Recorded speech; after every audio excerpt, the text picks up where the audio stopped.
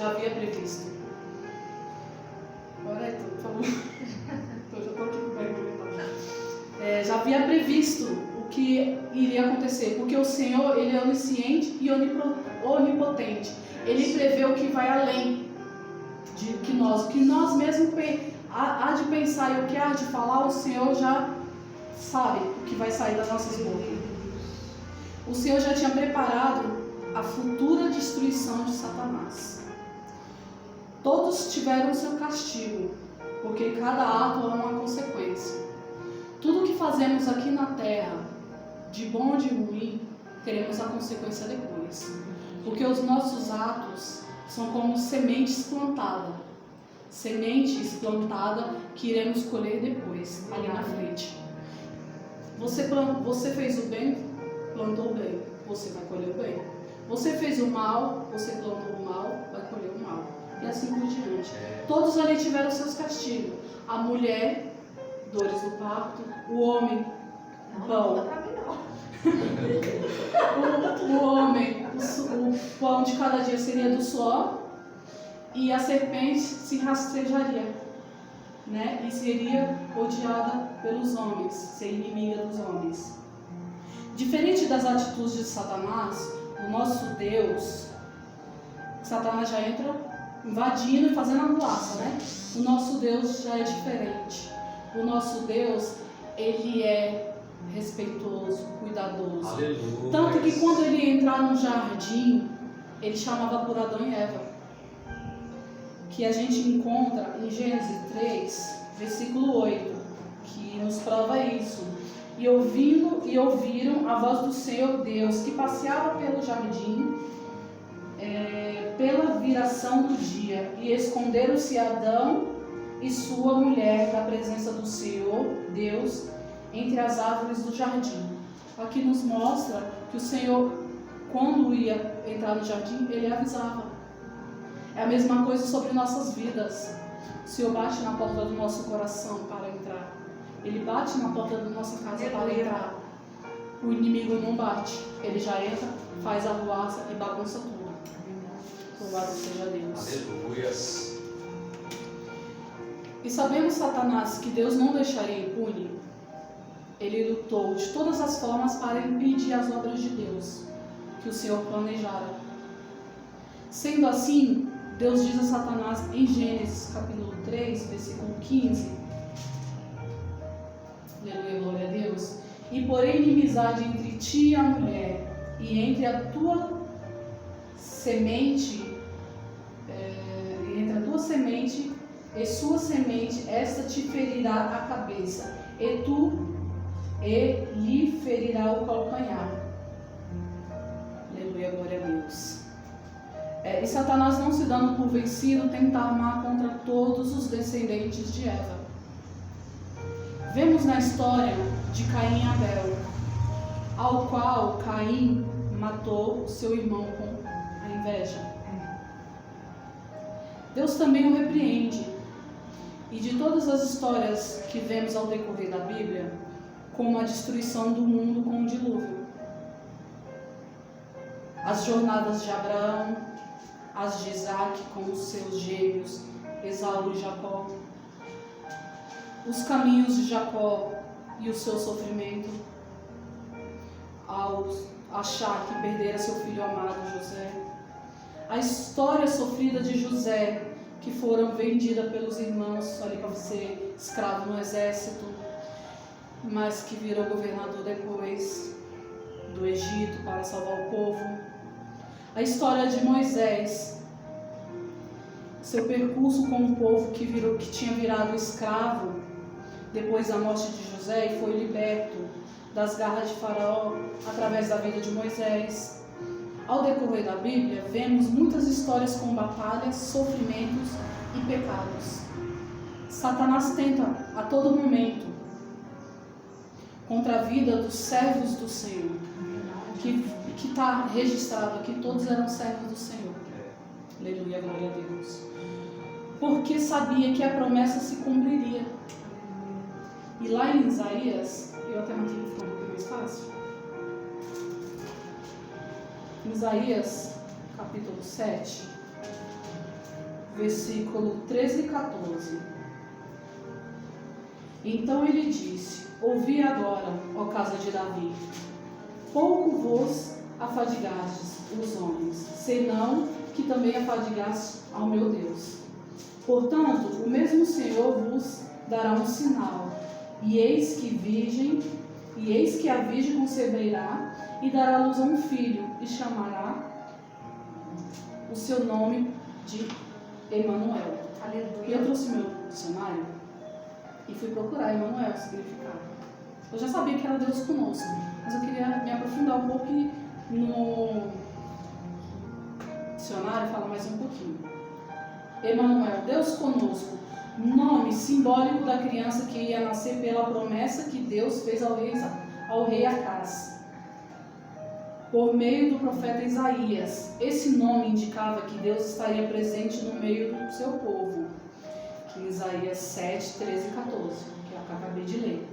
Essa profecia se cumpriu, primeiro, de modo parcial, com o nascimento de Ezequias, e depois, de modo completo, com o nascimento de Jesus Cristo. Aleluia, glória a Deus.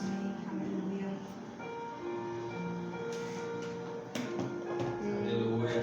Louvado seja Deus. Aleluia, Deus. A Escritura já mostrava que o Messias enviado de Deus nasceria e viria de uma virgem, e que o Senhor se revelaria a Maria e o seu esposo. Conhecemos a história já, né? Que o anjo veio a Maria, conversou com ela e contou a ela que ela daria um filho. Ali ela indignada: como que eu vou dar um filho se eu ainda estou noiva? E eu ainda não me deitei com o meu noivo, aliás, o marido, né, que ela estava para casar. E o que eu vou dizer para ele? Eu ali me colocando na situação dela, que falaram para mim que teria um filho. Como que eu vou ter um filho se o meu marido é operado? É a mesma situação. O que eu vou dizer a ele? Se vai ser ou não vai ser, é a direção do Senhor. É o anjo que vai mostrar a ele, vai falar a ele, o Espírito Santo do Senhor. O cumprimento dessa profecia foi quando o anjo falara com o noivo dela em sonho e mostrou a ela, né? Aliás, mostrou a ele, né? Não se preocupa. Agora pensa, você sonhar com um anjo, não sei que forma o anjo veio, porque a Bíblia não nos relata, mas o anjo veio, não sei se veio um corpo presente, ou se foi só a voz, ou se foi só a luz, mas ele veio para ele e contou: não se preocupa, que ela vai ter um filho. E ali ele aceitou, porque é a promessa de Deus sobre a vida deles. Aleluia.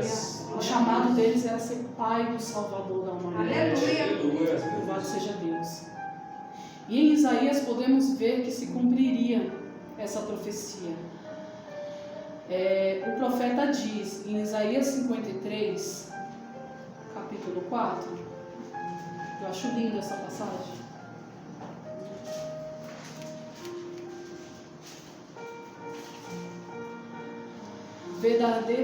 Verdadeiramente Ele tomou sobre si as nossas enfermidades e as nossas dores, levou sobre si e nos o reputávamos por aflito, ferimos de Deus e oprimimos.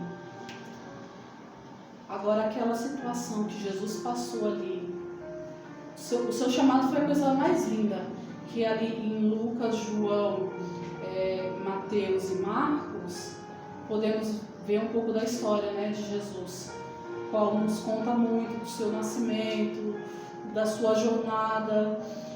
E olhando muito daquilo, ele não queria se amostrar, porque ele sabia que se alarmasse tudo aquilo, toda a trajetória, todos os milagres que ele fizera ao povo, ia chamar muita atenção. Mas tem como? Qual é a felicidade do povo quando recebeu um milagre? É contar. Qual é a felicidade do povo? É sair gritando: você está com câncer, Deus o livre, né? Isso assim, uma figuração, você está com câncer. E Jesus te toca, tira o câncer da sua vida. Você vai ficar parado? Esse sobrenatural de Deus sobre a sua vida, você vai ficar de boca fechada? Você vai querer falar. Aí vem uma pessoa que está ali também está com câncer. Ó, eu fui curado, Jesus me tocou, vamos. Aleluia. Sabe, vai expandir, não tinha como. Ele ainda pedia, ó, não contes a ninguém. Aí tem aquela passagem, qual ele curava os 10 cegos. É cegos, pastor, se eu não me engano? Cegos ou Leprosos. leprosos, né? E que só um voltou para agradecer? Os 10 leprosos. E só um voltou para agradecer. É o que está faltando no mundo de hoje, a gratidão do Senhor sobre nossas vidas. Pelo fato de abrirmos os olhos, vermos que estamos debaixo de um teto, uma coberta quentinha, numa cama macia. Temos o alimento. E quando a gente passa pela rua, a gente vê pessoas que não estão nessas condições. Já é um milagre de agradecer. Imagine os feitos que Jesus fez naquela época. De curar leproso, da mulher do fluxo de sangue e tantas outras, né? Quando o anjo concebe a Maria a graça de dar à luz ao Mestre, o escolhido nasce. E Satanás faz de tudo para destruir, mas nada consegue. Sabemos também que ali manda matar todas as crianças, né? A gente conhece um pouco da história do começo de Jesus, que manda matar todas as crianças. Aí é onde eles tiveram que fazer uma longa jornada, né? Em cima até de um burro, se eu não me engano, jumento, sei lá, burro, jumento.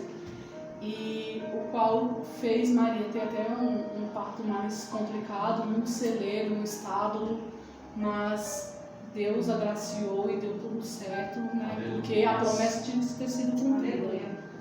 Louvado seja o nome do Senhor. Na trajetória de Jesus, Satanás arma para que Jesus falhasse. E ele que falhou todas as vezes. Jesus subiu ao monte ali para orar, para buscar, estava em jejum, mais de 40 dias ali, buscando a sua restauração espiritual. E Satanás ainda lança uma palavra para ele: transforma esse pão em pedra, essa pedra em pão, né, ao contrário, no caso, lança-te dali para lá e etc, e muitas coisas, tentando tentar Jesus, trazendo ali uma mulher adúltera sobre a vida dele.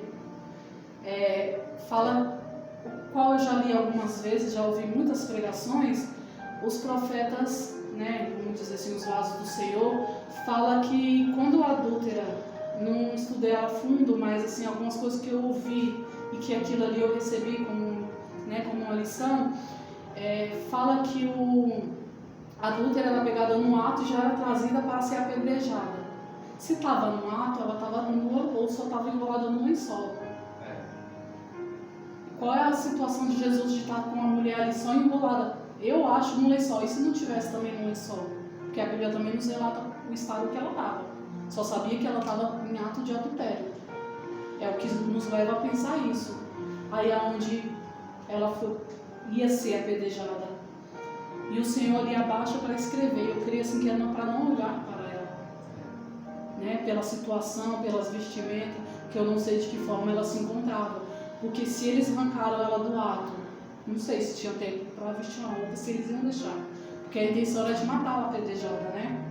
Aí trouxeram até Jesus. Pela lei de Moisés, ela tem que ser apedrejada, porque ela estava em ato de adultério.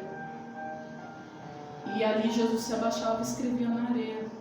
E começava a falar para o povo: quem não tem pecado que tira a primeira pedra. As pedras só foram caindo no chão. E começaram, creio eu, que ficaram envergonhados, né? Porque se eles não pecaram, com certeza atirariam uma pedra. E saíram. Foi quando Jesus se voltou para ela e falou: cadê os seus acusadores? O qual se retirou: você está perdoada, só não peques mais, vai em paz. Aleluia. Grandes feitos. Satanás se agradou disso? Nem um pouco, né? Outro feito de Jesus, que falou até no louvor que tinha escrito sobre Lázaro, que era amigo de Jesus. Ele, quando soube da morte, ele chorou, porque era amigo, era presente, era uma pessoa que cativou o coração dele. Mas ele sabia que poderia trazer o seu amigo de volta, o qual ele clamou a Deus e chamou Lázaro para fora. E fez esse grande feito, essa grande maravilha sobre a vida dele. E mais uma vez, Satanás falhou. E assim, se fosse falar de mais coisas que tem na Bíblia, a gente ficaria a noite toda, a semana toda, porque grandes feitos o Senhor de Jesus tem feito. E por grandes profetas, né, que tem passado. O profeta, eu falo profeta, né? Davi, a história de Davi, que é linda, que eu amo de paixão, que eu li primeiro e 2 Samuel. E assim eu posso ler 50 vezes me mostra coisas novas, porque o Senhor ali fala diferentemente o tempo todo, né? Que foi segundo o coração de Deus, porque Davi desde pequeno já era adorador de Cristo e procurou estar ali na presença do Senhor sempre. Teve sim as suas falhas e teve sim a sua punição, o qual a espada não se apartou da sua casa, mas dele veio um rei, o qual, que eu acho assim muito lindo, que levantou a casa do Senhor, né, que fez ali o templo, né, do Senhor, o qual nós estamos hoje, que é o templo do Senhor, louvando, falando a tua palavra, contando nossos testemunhos para edificar vidas, trazendo as escrituras e tudo mais, né, sobre a vida de muitos. E ali Jesus se reúne com seus discípulos. Eu já estou quase terminando. Jesus ali se reúne com seus discípulos e prepara a Santa Ceia. E quão lindo é a Santa Ceia do Senhor. Jesus serve, Jesus lava os pés. Aleluias. Alguns questionam, não, mestre, Pedro. Eu me identifico muito com Pedro, que eu falei que eu sou rebelde igual Pedro. Meu Deus. Pedro ali questionar a Deus, né? Não sou digno. Mas igual o pastor falou outro dia, se Pedro não permitisse aquilo, o Senhor não teria parte com ele, né? E ele prepara a Santa Ceia, serve seus discípulos e é levado, né, para a crucificação logo depois disso. E nisso ele é vendido e ele é traído. E mesmo assim, ele sabendo disso, ele ainda quis ter a comunhão com os irmãos. E que mesmo que a gente tenha alguém que nos feriu, como a Sandra falou, para não deixar descer ao coração, que a gente venha olhar para Cristo, porque Aleluia. Cristo sabia que ia ser traído, né? Através de Judas, negado através de Pedro, qual ele tinha uma intimidade muito linda, e eu creio que aquilo doía muito, porque nós sofremos muito. Imagina Cristo com seu infinito amor sobre nossas vidas. E eu creio que ele machucou muito o coração dele. E Jesus é crucificado.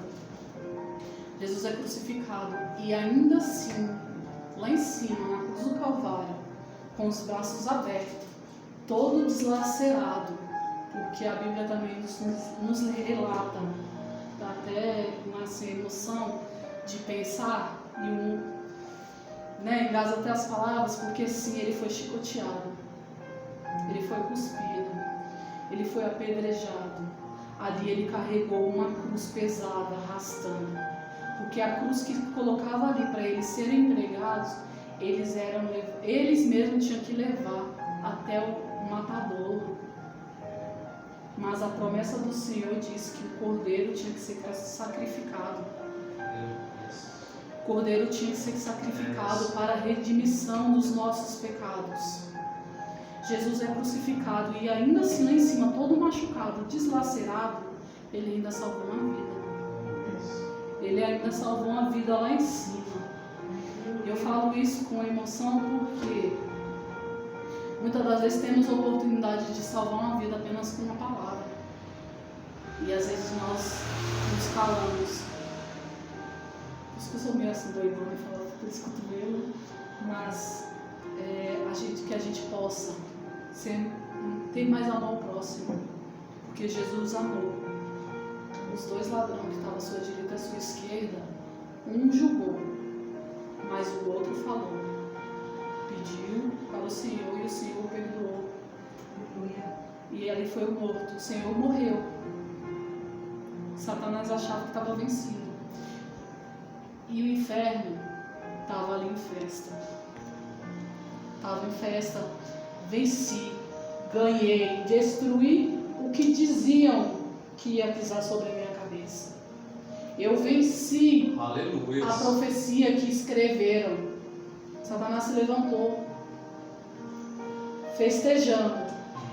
Jesus estava morto, mas ressuscitou.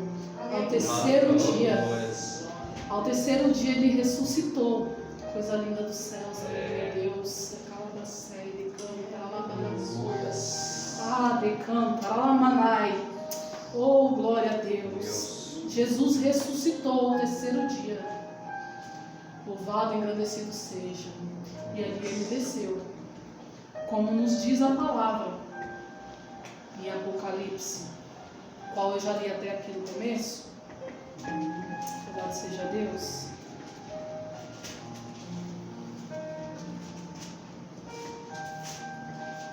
A primeira palavra que eu li, louvado seja Deus.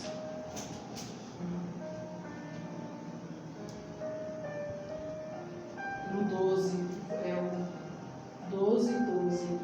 Por isso, alegrai-vos o céu e vós, que aqueles que habitam na terra e no mar. Desculpa, não é esse, é o 11. E eles o vencerão pelo sangue do Cordeiro e pela palavra do seu testemunho, e não amarão as suas vidas até a morte. Por isso alegrai-vos o céu, e vos que neles habitais.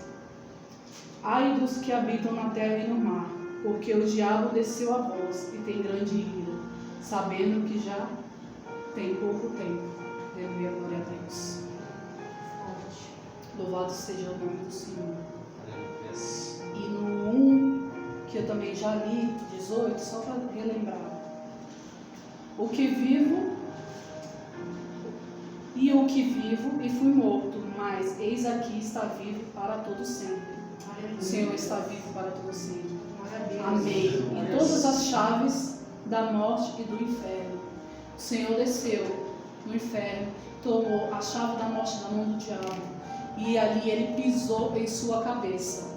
Só que assim, nesses 3 dias, qual eu estava estudando algumas aulas de teologia, durante esses 3 dias o Senhor estava no reino dos mortos.